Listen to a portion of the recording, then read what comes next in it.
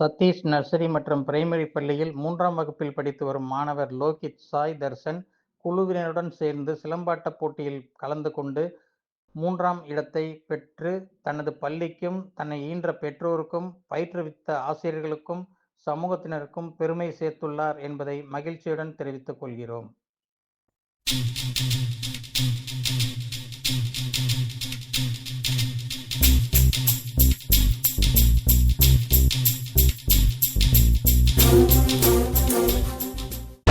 Satish nursery and primary பள்ளி, இலக்கம் 97, பெரிய சௌராஷ்டிரா தெரு, காந்தி மார்க்கெட் அருகில், திருச்சி 8.